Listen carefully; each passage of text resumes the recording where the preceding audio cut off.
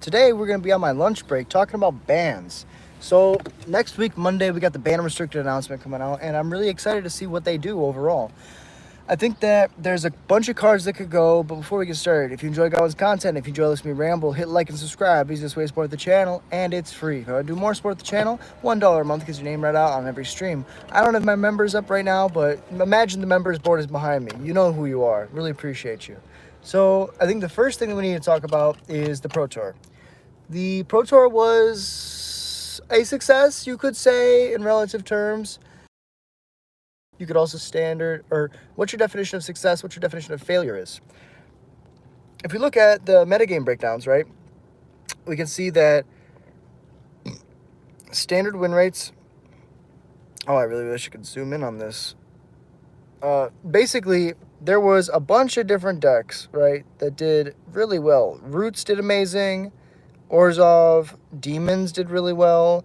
Mono Red Aggro did really well. Selesnya Gearhulk did really well. And then we kind of go down the list and it goes down, and those are all win percentages, right? But for the fact that Mono Red Aggro was the third most winning deck with the largest play percentage in the entire room is kind of insane. But what we need to really talk about today is 4 cards. Should they ban Monstrous Rage?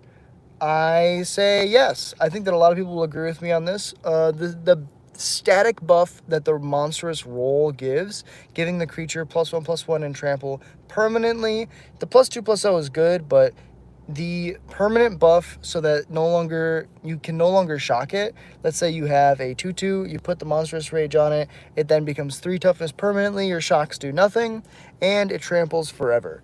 I think that overall, Monstrous Rage is just really above curve of where you would expect a card like this to be. And even if it doesn't look that impressive, you need to play against it to understand that on a Monastery Swiftspear even, this just does too much work. And somebody in my comments section, when I did a poll yesterday on this, I had a great point where one of the fundamental parts of Magic is blocking. You know, if you're not able to block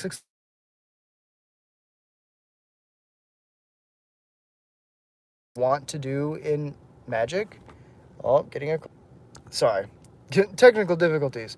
There's so many things in Magic that when you expect a certain outcome, you're playing towards being a blocker, right? You have a token, you're like, here's my 1/1. You can pump your dude as big as it is, but I want to chump block.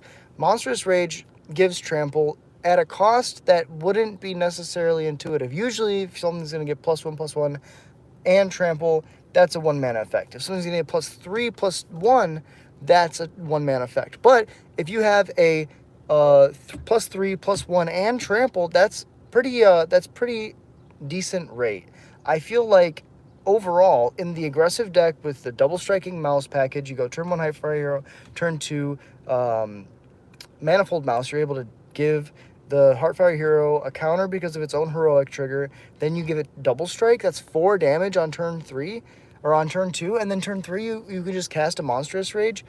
It's kind of insane. So the first card I think that they should ban is probably Monstrous Rage. Then I think that the next card we need to look at is Cory Steelcutter. This is a card that has impacts across formats. Many different formats are being impacted right now by Cory Steelcutter. There's just a lot of stuff going on. And I think that, you know, the ability to double spell is so easy, especially in a deck that's built around cantripping and playing multiple spells that just replace themselves.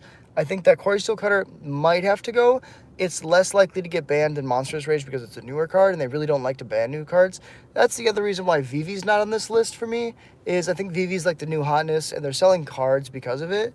I think that you don't really need, per se, to ban Cutter, ban Vivi, but I think that if you ban Monstrous Rage and you're still looking at cards to ban, the most intuitive second card to look at is Cory Steelcutter.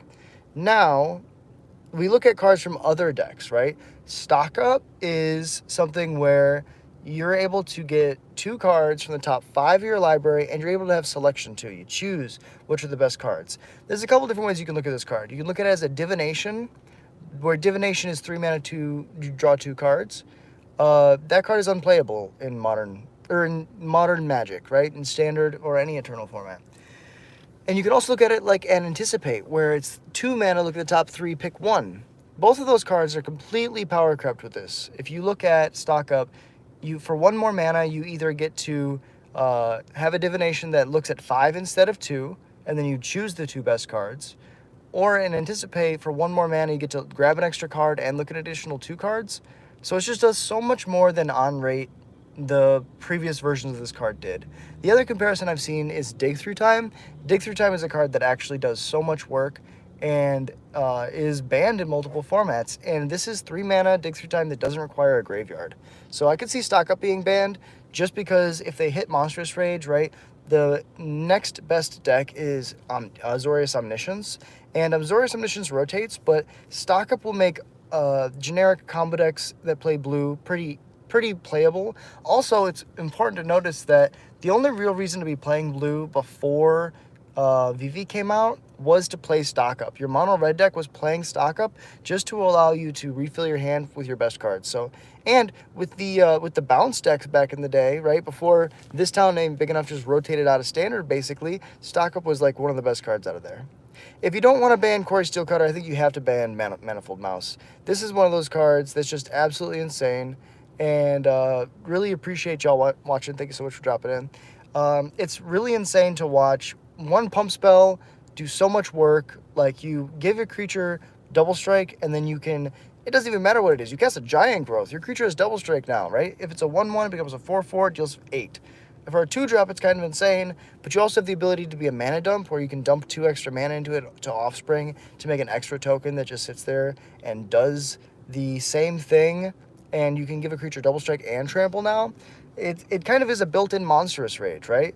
Whereas Monstrous Rage, if you kill all the creatures, then they can't do anything. If you have 2 Manifold Mouses, they double strike each other, and then it just deals so much damage. So I could see them going after Manifold Mouse. The other card that they could go after is Heartfire Hero, right?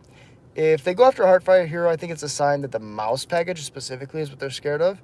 And that would make sense because Mono Red did win the Pro Tour. It's one of those decks where if you don't understand what it does, you kind of just lose to it inherently. And so I think out of all those cards, there's probably 2 or 3 that they need to ban. They could also go after Hopeless Nightmare. They could also go after a couple other cards. But this has just been me on my lunch break, kind of talking about, you know, the things that I think could happen.